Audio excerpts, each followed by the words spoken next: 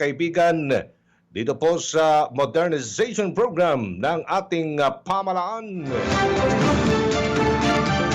Kaya naman ay pag-usapan natin yung pong kaso ng ABS-CBN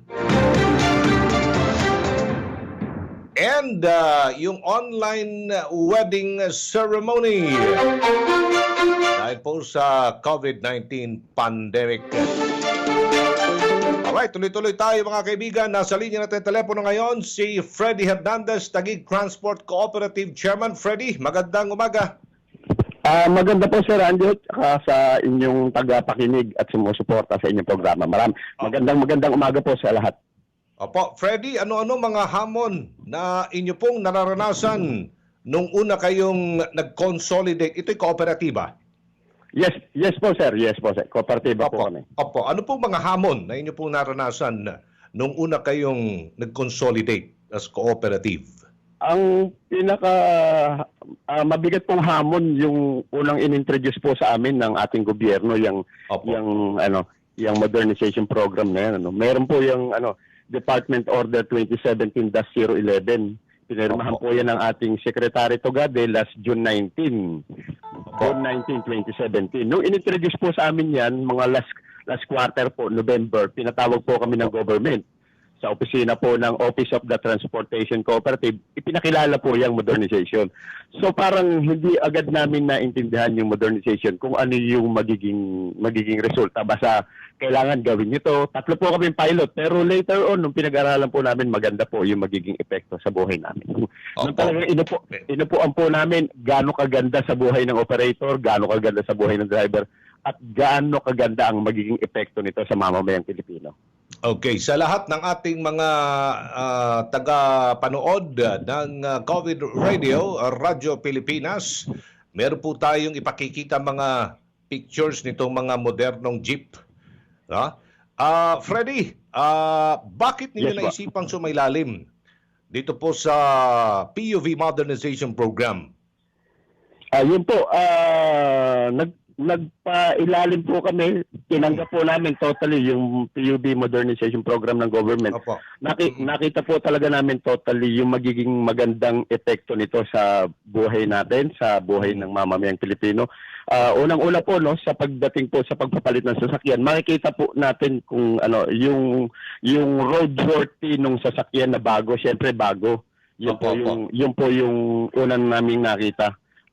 Less po yan sa maintenance. Sa maintenance din po, makakatipid kami.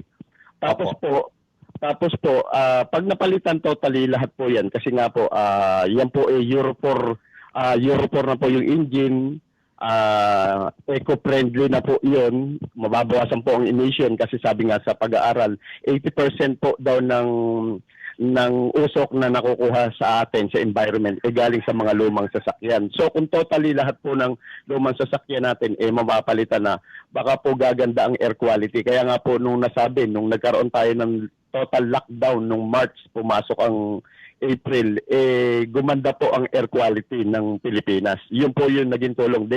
Lalo po kung mapapalitan natin lahat ang sasakyan dito sa atin na luma. Ang air quality gaganda, ang environment gaganda, ang malalanghap nating hangin malinis na. Makikinabang po nito totally talaga yung mga susunod nating henerasyon. Okay. So yun ang pangunahing dahilan kung bakit kayo na-encourage na sumali dito sa napakagandang programa ng pamalaan. Yes po, sir. Maiwasan natin ang sobrang polusyon, lalo na dito sa Metro Manila. Okay po, sir. Nahirapan ba kayo sa proseso dito sa pag-apply bilang isang kooperatiba? Hindi naman po, sir, kasi matagal na din po kaming kooperatiba, lihitimo po.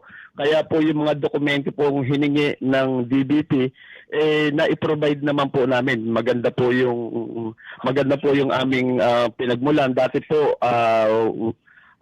way back 1995, naka-utang na po kami sa DBP ng boundary hulog ng mga sasakyan na jeep. So yun po yung naging tracking record namin para ngayon po, pagpasok po sa modernization program ng ng pamahalaan, nagtalaga po siya ng dalawang bangko na pwedeng utangan, Land Bank of the Philippines at yung Development Bank of the Philippines. Ang napili po namin, Development Bank of the Philippines, kasi may record na po kaming maganda ron. Yun, nakautang po kami ng suma total, nagkakahalaga po ng 150 million. Ipinagkatiwala po sa amin ng DBP. Ang katumbas po nun na units, meron na po kami ngayon na modernized units, 88 modernized units na po meron kami ngayon. Yung paglo-loan, nahirapan ba kayo makakuha ng loan? At maliban sa sinabi mong Development Bank of the Philippines, bangko kung saan kayo nakakuha ng loan, may iba pa bang mga bangko kayong nilapitan? Wala po. Dalawa lang po yung itinalaga, pero ang bangko talaga po namin napili kasi may maganda naman po kaming record at may certificate na ibinigay sa amin nung una kami ng utang na kung sakali dumating uli yung panahon na kailanganin namin mangutang, welcome po kami sa DBP, yung po yung certificate na ibinigay nila sa amin. So, yun, DBP kagad yung una namin napili at masaya po kami na yun, hindi ko naman po sinasabing mahirap, hindi kami nahirapan kasi siguro po dahil kompleto po yung aming requirements, mga papel, tapos kooperatiba na kami. Yan po kasi yung hiling ng gobyerno natin na yung mga individual operator mag-form po ng cooperative. Hindi po sila kasi makakautang kung individual po yung magiging pag-loan nila. Kailangan po under the name of cooperative. Yun po yun. Kaya so hindi po kami talaga nahirapan. Sa amin pong opinion, hindi po kami nahirapan at hindi kami pinahirapan kasi siguro po dahil nga kumpleto yung aming requirements at matagal-tagal na rin po kaming kooperatiba. Yun po, yung tiwala din ng bangko ng Development Bank of the Philippines kasi nakabayad na nga po kami dati. So yun po yung siguro naging dahilan kaya madali naging proseso namin at meron kaming utang ngayon 150 million sa kanila. Pinagkatiwala po sa amin. Okay. Freddy, nasa kabilang linya din natin si Riza Diwata, Lukban Genesis TS MPC Manager. No, Riza, magandang umaga. Hello, magandang umaga po. Magandang umaga po sa inyong lahat. Opo. Riza, ano naman ang inyong naging dilema? No? Noong una kayong nag-umpisa, mga problema, anong mga hakbang na ginawa ninyo para mabigyan kagad ito ng solusyon dito sa pag-anib ninyo, no? Pagbuo ng kooperatiba para sa modernisasyon ng ating mga public utility jeep? Ang una po naming naging dilema ay yung pagtanggap doon sa pagbabago. Kasi hindi po ganun kadali na tanggapin, lalo doon sa mga individual operators, nang nasanay doon sa sistema na kanya-kanya kaming galaw, kanya-kanyang diskarte, kanya-kanya din ang kita. So, kami yung nagpapagalingan. Pero, eventually, saka papakinig po ng mga forums, sa tulong na din ng mga ahensya ng gobyerno, ipinaunawa sa amin, lalo't higit yung kagandahan ng pagiging kamay-ari. Kahit pa isang grupo kami, hindi kagaya nung dating grupohan na parang toda, asosasyon na magkakasama kami pero kanya-kanya kami ng diskarte. Pero dito po sa kooperatiba, dahil iisa lang kami, pare-parehas kaming kamay-ari, ay nakita namin yung beauty or yung benefits pati nung magkakasama na iisang may-ari. Okay. Mas gumanda ba ang kita ng co-op? Ano ang financial growth ng inyong kooperatiba? Risa, mamaya pwede ding sagutin yan ni Freddy. Ay, of course po, mas maganda yung kita. Yun po yung isang advantage ng pagiging consolidated. Opo. Noon po kasi hindi namin nalalaman kung magkano yung kabuoang kinikita pala ng isang negosyo ng pantransportasyon. Kasi nga po, kanya-kanya kami. So yung medyo magaling-galing dumiskarte, kumikita ng maganda. Yung hindi, medyo hindi, yung patahi-tahimik lang, di parang sapat lang. Minsan na po, bumato pa. Freddy, gumanda yung kita ng co-op from halimbawa, X number of units during the first year to now. X number Yes. of drivers during first year to now. Ano po yung income ninyo during the Sige po. first year up to the present? Batiin ko muna yung yung magiting na GM ng Lokban Genesis. Hi ma'am Risa. Good morning po, Ka Freddy. Ayun, sir, yung pong pagdating sa kita ng kooperatiba, masabi ko siguro hindi times 100 eh. Sa amin siguro times 400 yung income ng co-op. I cannot give you the figure, pero yun po times 400 po yung nag-income po ng co-op compared doon sa dati. Kasi yung po dati, maganda rin naman ang income, kaya lang pag nag-maintain kami, halos nauubos din kasi luma na rin yung mga sasakyan namin. Para bang iniipon lang namin, tapos pag dumating yung time na may sira, mawawala din yung inipon namin kasi luma nga, ganun yung Pero ngayon bago, talagang ang preventive maintenance namin, pinakaano lang talaga, change oil. Basta proper, meron po siyang matrix, may schedule na susunod po. Tatagal po siguro yung sasakyan, proper caring po ng sasakyan.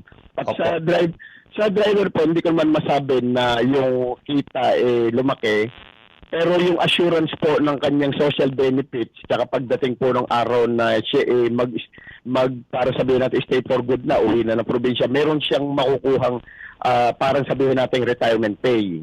May mga benefits po siya makukuha. Yun po yung mangyayari. Not unlike po today, na sabi natin malaki nga yung kita pero wala siyang naiipon para sa sarili niya. Na pag dumating yung katandaan niya, nag-retired siya, wala siya missing kung makukuha sa government. Kung hindi siya nag-self-contribution para sa kanyang SSS or sabihin natin PhilHealth. O gano'n po. Pero ngayon, mandatory requirements po ng government under ng PUBM na kailangan sweldohan na po yung ating mga driver, huhulugan po siya ng SSS, PhilHealth. May benefits na. May benefits na po. Tapos yun, binibilang na po yung araw ng panahon na kanyang ipinagsiservisyo sa kooperatiba at pagdating ng kanyang pagre-retiro, dumating po yung edad na yun, meron po siyang makukuha, may kukumputin po siyang makukuha para galing kay kooperatiba. Yun po yung maganda po doon na hindi nila ngayon matanggap pa. Pero siguro po matatanggap din nila ngayon kasi nakikita na po nila sa iba naming empleyado. Yun po yun. Opo. Nakikinig din ngayon si Ma'am Louie Paraga Sebastian at si Ella. Good morning, Ma'am Louie. Thank you. Freddy and Risa, paano po nyo nakayanan yung lockdown? Meron bang naitulong ang pagiging kooperatiba sa inyong mga miyembro noong nakaraang ECQ, lalo na yung ECQ, yung lockdown dito sa NCR? Ma'am Risa muna. Opo. Hindi man po ganun karami yung naibigay na tulong ng aming kooperatiba. Pero dahil kami po yung matagal na din kooperatiba, meron pong naipon na kaunting budget o kaunting pondo ang co-op para sa una po yung sa aming tinatawag na damayan. Damayan Fund, yun po para sa aming mga kasapi at meron po kaming Community Development Fund. Kaya yun po sa damayan, ginamit po naman namin yun para sa mga relief na binigay sa mga kasapi. Yun po naman sa Community Development Fund, nakapagbigay pa po kami ng libreng sakay sa aming mga kababayan. Opo. Freddy, ano naman eto na, masasabi ninyo sa ibang mga super ngayon at mga operator na hanggang ngayon ay hindi pa nagmo-modernize? Freddy. Yun po unahin natin yung sa operator na gusto yung ayaw nila mag-modernize kasi sabi nila intindi nila matanda na raw sila, bakit magkakautang pa sila sa bangko. Hindi po ganoon ang proseso. Ang proseso po kaya kayo pinagbubuo ng kooperatiba. Ang kooperatiba po ang uutang para sa inyo. Ngayon po, ang mayayari na lang po sa inyo, sasahod na lang kayo galing kay kooperatiba.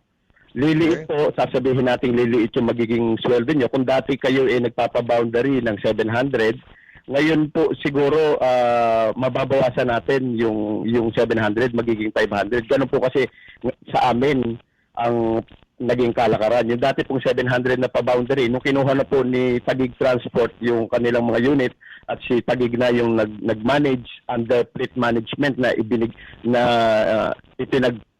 ibinigay din ng government na mandatory na kailangan ang isang kooperatiba mag-undergo ng fleet management. Yun po yung ginawa namin. So 500 na lang po yung matatanggap niya. Lumiit po ang kita, pero sure naman po yung magiging kita niya na yung 500, ang usapin po doon, habang buhay. Lifetime po yun. Kahit po mawala na yung miyembro, transferable po yun sa asawa niya, sa anak niya, o sabihin na natin sa apo niya.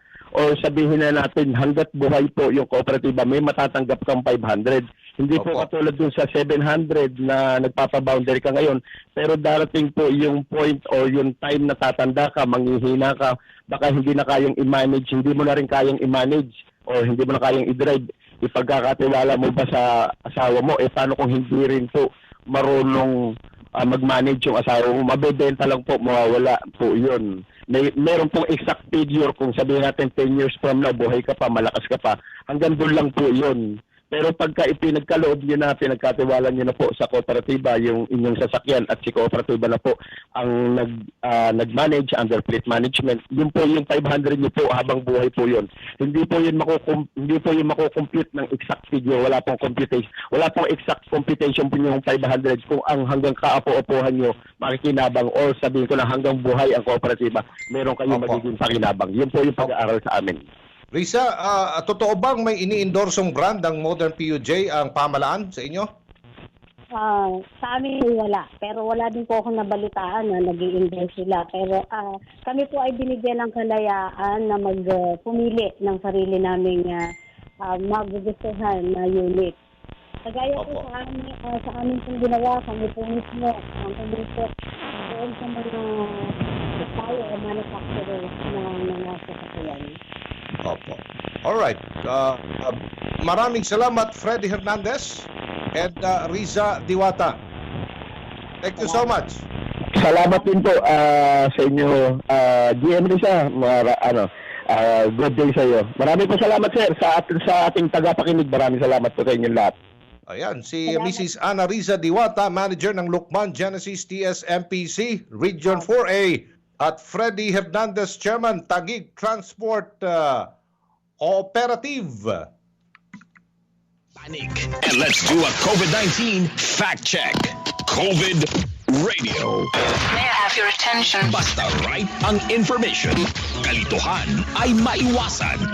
Hashtag Laging Handa, ang Radyo Pilipinas Special Coverage. 8:23 ng umaga. Magbabalik po ang COVID Radio. COVID Radio.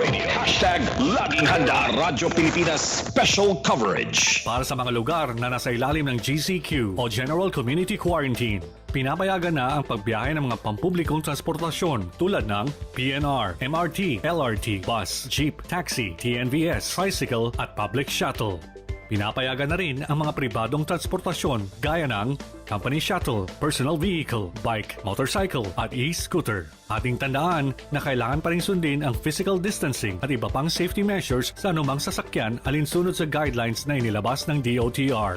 Para sa karagdagang impormasyon at kalinawan, bisitahin lamang ang official Facebook page ng Department of Transportation. Maging maalam, maging ligtas, sama-sama nating labanan ang COVID-19.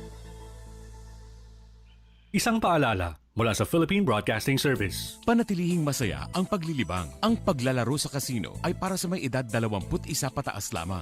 Magtakda ng oras at limitahan ang gastos sa paglalaro. Huwag magsugal kung nalulungkot. Huwag hayaang makasira ng buhay at pamilya. Para sa impormasyon ukol sa responsible gaming, tumawag lamang sa hotline 521-0957 o bisitahin ang www.pagcor.ph/regulatory.php. Isang mensahe mula sa Pagcor. Keep it fun. Game responsibly. Problemang pangkalusugan may humadlang, pamahalaan ito'y gagawa ng paraan para mag-aaral na Pilipinoy sa edukasyon walang maiiwan. The future will not wait and we don't want our children to wait and be left behind. Ligtas na proseso para sa pag-aaral ng kabataang Pilipino. Kung hindi pwede sa online, pwede sa cellphone. Kung wala talaga, we are producing also learning modules. It will be a relay of materials. Solusyon ang ihahain upang mga leksyon sa paaralan ay patuloy na matutunan sa loob ng tahanan. We are negotiating with the two telcos na ililibre nila yung paggamit ng kanilang facilities. Kasiguruhang edukasyon ay hindi maiisang tabi habang tayo'y nasa gitna ng laban na sugpuin ng COVID-19. The emphasis that we are placing on these alternative technologies, they can continue learning. Isang mensahe mula sa Philippine Broadcasting Service. Birada, Bendijo. Birada, Bendijo. Komentaryo, may kakaibang atake. Diretso sa punto, walang preno. Aljo Bendijo sa Birada. Bendijo. Dito sa Radyo Pilipinas, 738 AM. Balita muna tayo, Philippine Red Cross gagamit po ng mga motorsiklo para sa pagbiyahe ng mga swab samples mula sa malalayong lugar sa bansa. Ninfa Asuncion sa balita. Ninfa, magandang umaga. COVID Radio. Hashtag Laging Handa. Radyo Pilipinas Special Coverage. Magandang umaga. Gagamit na nga ang Philippine Red Cross o PRC ng mga motorsiklo para maibiyahe ang mga swab samples mula sa malalayo at liblib na lugar sa bansa tungo sa pinakamalalapit na PRC Molecular Laboratories. Ayon kay PRC Chairman at Senador Richard Gordon, bahagi ito ng hakbang nila para makatulong na pigilan ang pagkalat ng COVID-19 sa bansa.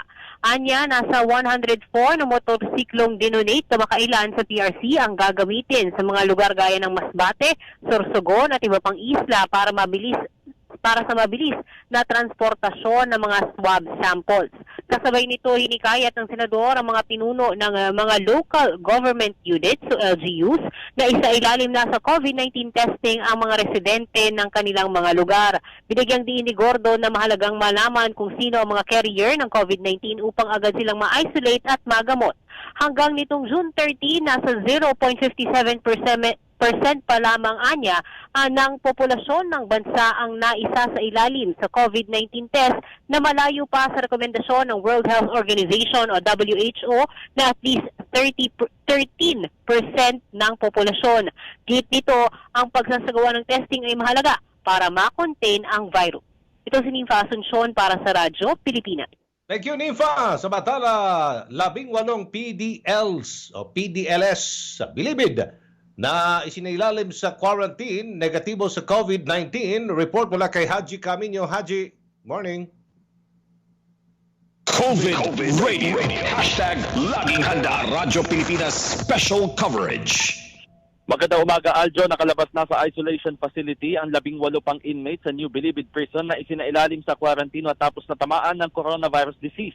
Sa isang statement, sinabi ng Bureau of Corrections na idineklara ng COVID-free ang mga naturang persons deprived of liberty matapos na magnegatibo ang resulta ng isinagawang rapid at PCR test sa kanila. Dahil dito, ibinalik na sa kinabibilangang compound sa Bilibid ang mga preso. Binasalamatan ni Bucor Director General Gerald Bantag ang medical frontliners matapos na isalba ang buhay ng inmates mula sa banta ng virus. Patunay niya ito ng kooperasyon sa pagitan ng PDLs at medical staff na nakatulong sa round-the-clock monitoring upang mapigilan ang pagkalat ng COVID-19 sa bilangguan. Pinuri din ni Bantag ang mga preso dahil sa pinapamalas na tapang sa kabila ng kinaharap na health crisis. Puspusa naman ang pagsasagawa ng COVID-19 testing sa mga inmate at lahat ng suspect at confirmed cases ay agad inihihiwalay at ipinapasok sa site Harry upang gamutin. Ito si Haji Camino para sa Radyo Pilipinas. Thank you, Haji. Samantala, mahigit 15,000 qualified na mga persons deprived of liberties, itong mga preso. Napalaya dahil sunod pa rin sa decongestion program sa gitna ng COVID-19 pandemic. Ayon yan sa DILG. Report mula kay Ray Ferrer. Ray, magandang umaga. COVID Radio. Hashtag Laging Handa. Radyo Pilipinas Special Coverage. Magandang umaga, Aljo. Mula March 17 hanggang June 22, abot na sa mahigit 15,000 persons deprived with liberty ang pinalaya na bilang bahagi ng decongestion program ng pamahalaan sa gitna ng COVID-19 pandemic. Ayon kay DILG Secretary Eduardo Anyo, sa kabuang 15,322 na pinalayang PDLs, 5,910 dito ay mula sa National Capital Region, 1,557 naman ay sa Calabarzon, 1,487 sa Central Visayas, 1,041 sa Central Luzon, 897 sa Zamboanga Peninsula, at 700 o 762 sa Northern Mindanao at sa iba pang reyon sa bansa.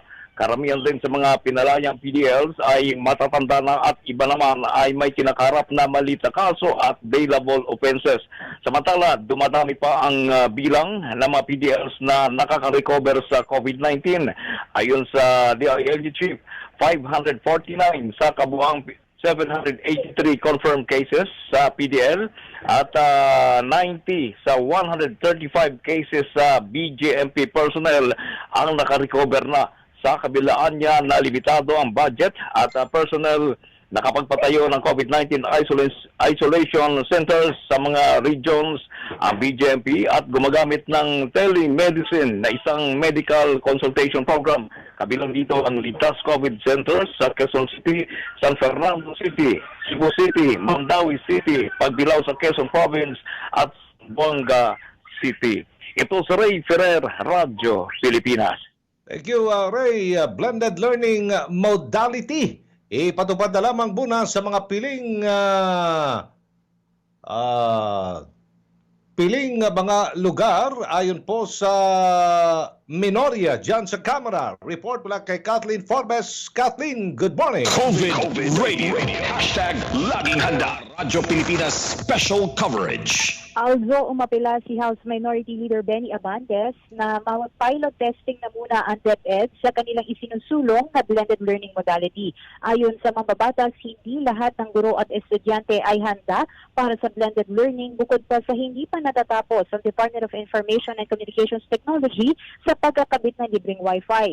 Mas mainam anya na pumili na lamang muna ang DepEd ng mga lugar kung saan ipapatupad ang blended learning at aralin kung ano ang magiging pagkukulang o aberya bago tuluyang ipatupad nationwide.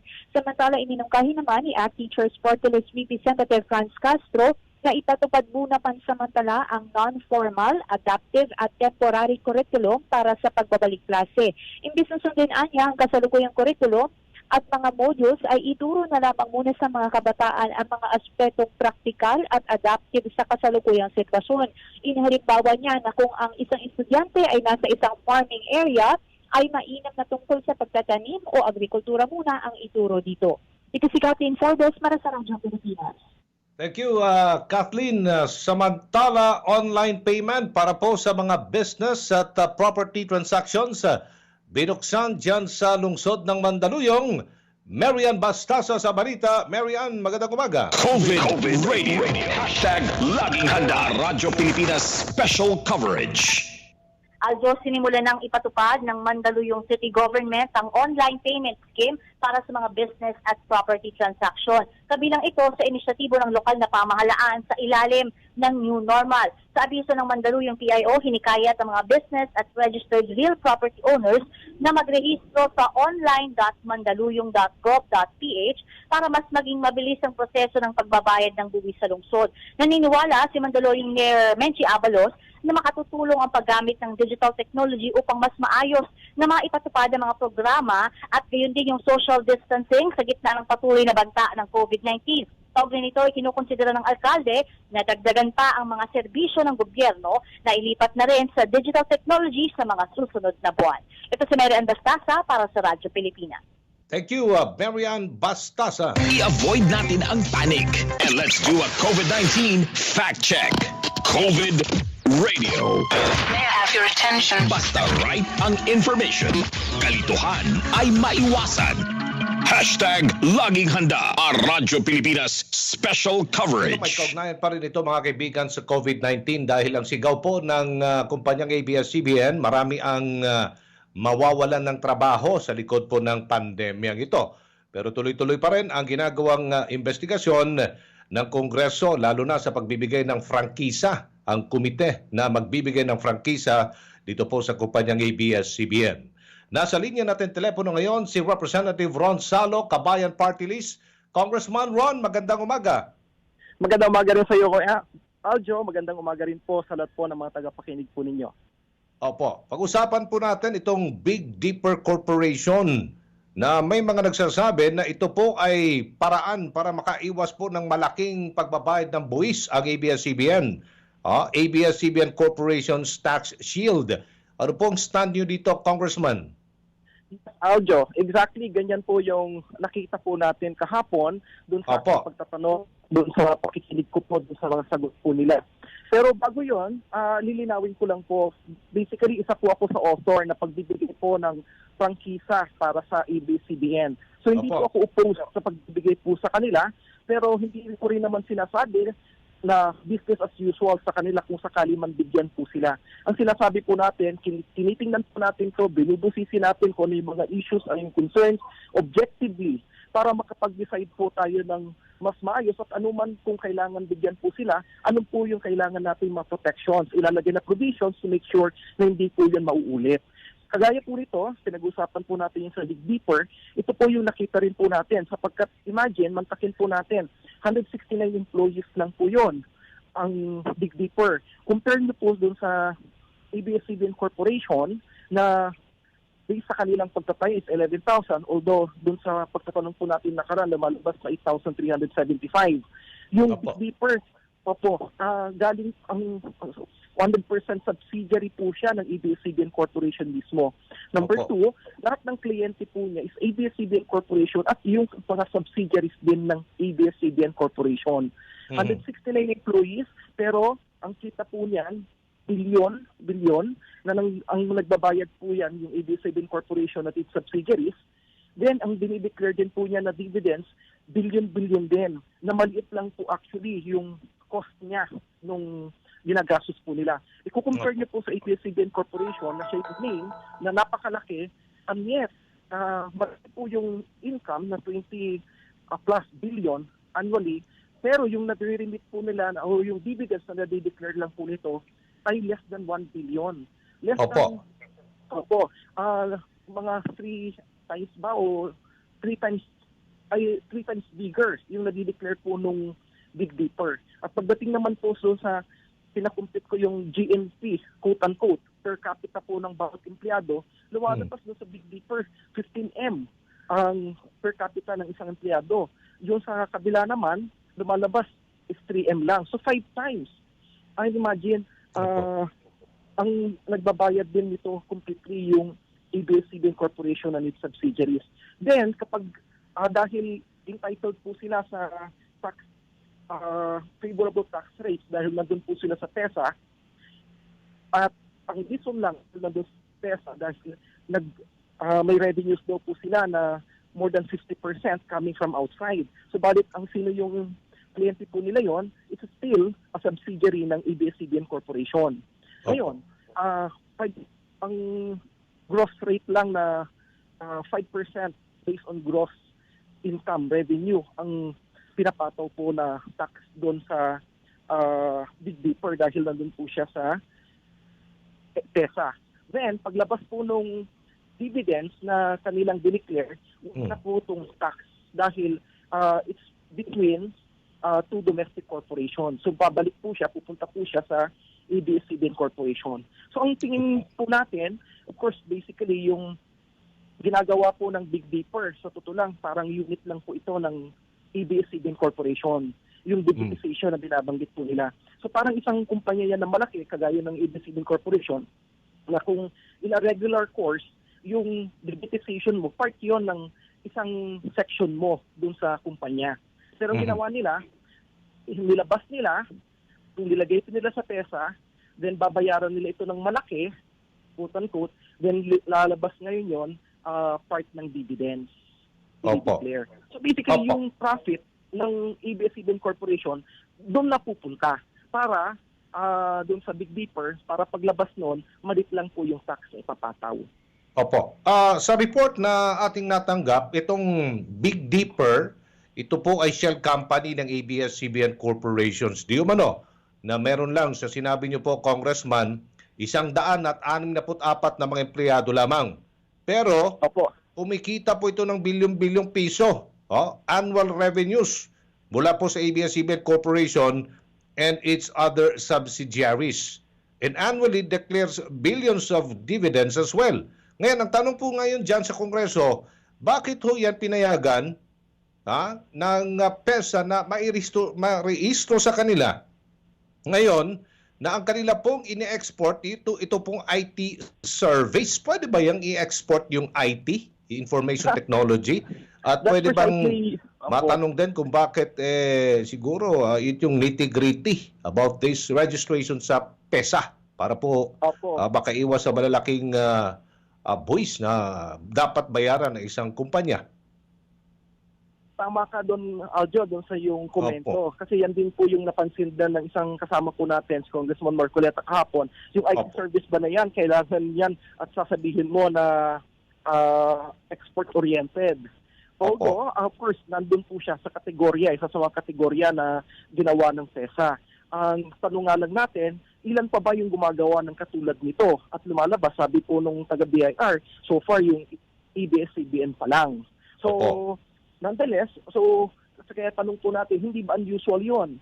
Now, sasabihin nyo, hindi unusual. In fact, for several, so dami ng kumpanya na nandyan, isa lang yung gumagawa ng ganyang estilo, kanyang scheme. So, makikita po natin exactly na ang intention talaga, lumalabas, is just to evade yung payment ng appropriate amount of taxes to the government.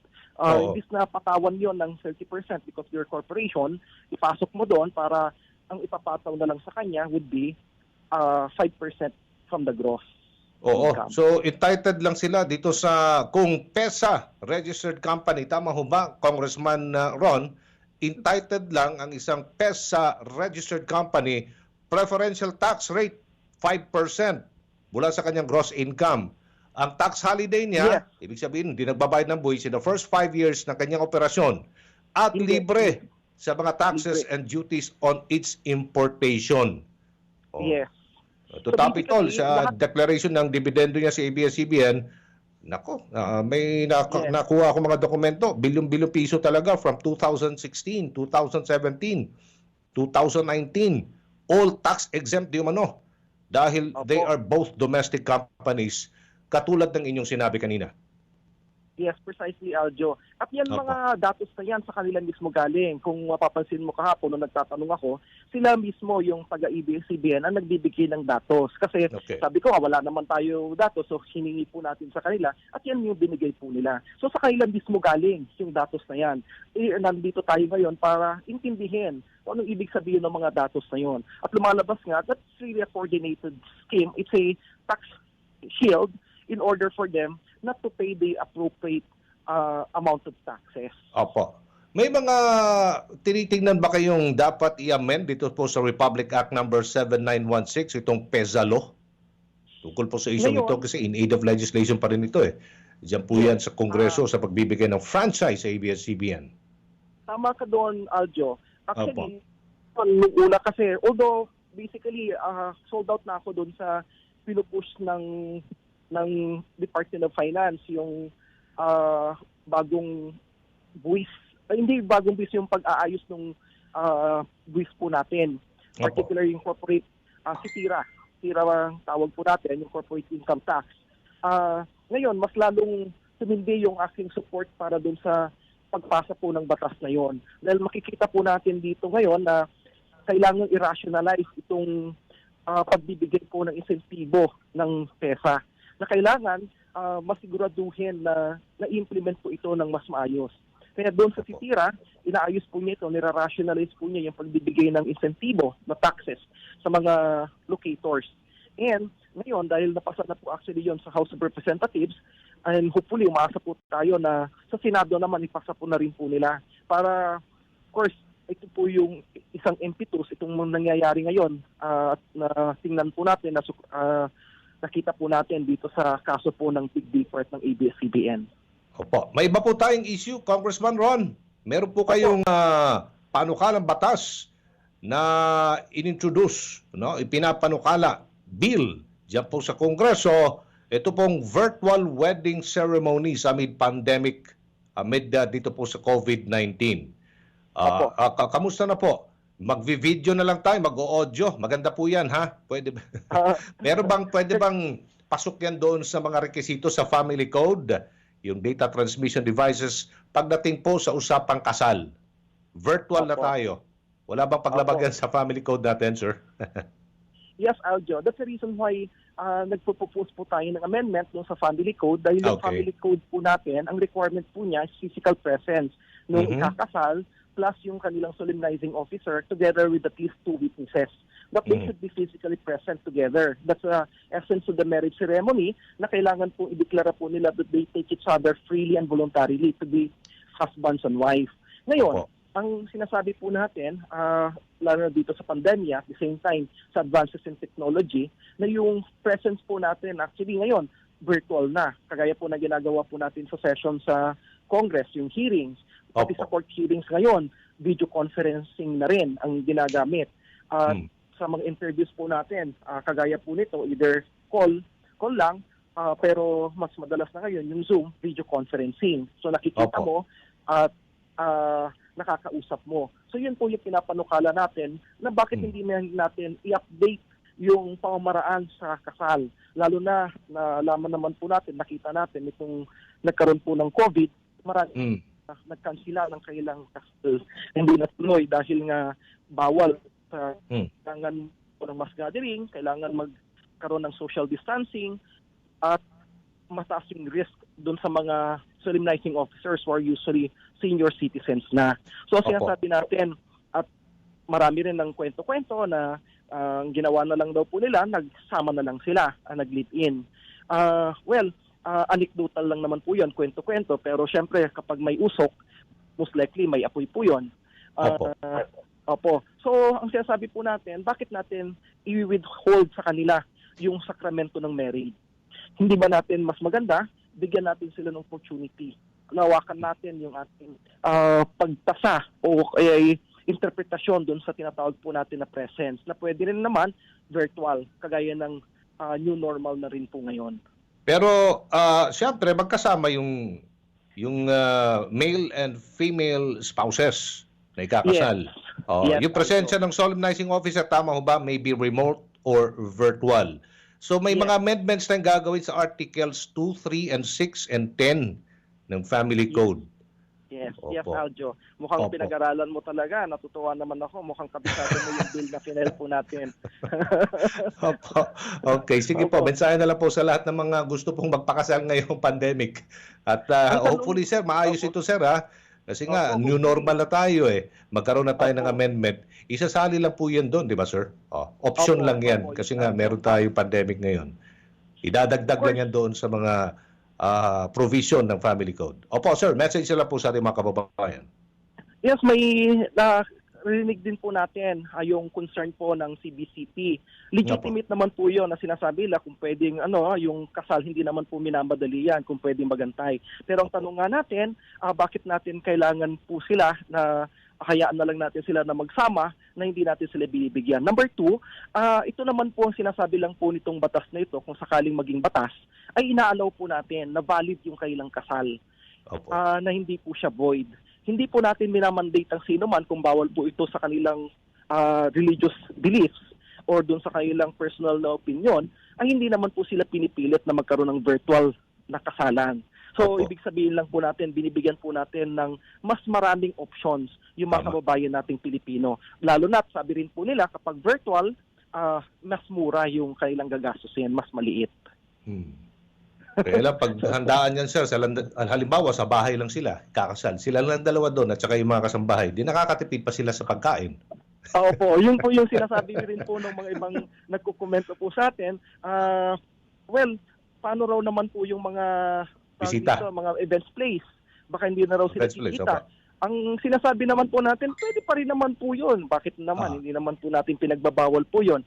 Pwede namang magkakasama lahat po yung mga kailang mga bisita doon. Kung halimbawa ang 2 OFW yung ikakasal, nandun po sila sa Dubai, nasa Amerika po sila. Lahat ng mga guests po nila, nandun po sa events place na yun at pati yung magkakasal sa kanila. Di po ba? Hindi pa rin po sila nawalan ng business, lalo na kung ma-lift na po yung ating requirements sa quarantine. Thank you po. Maraming salamat, Representative Ron Salo, Kabayan Party List. Good morning, sir. Thank you.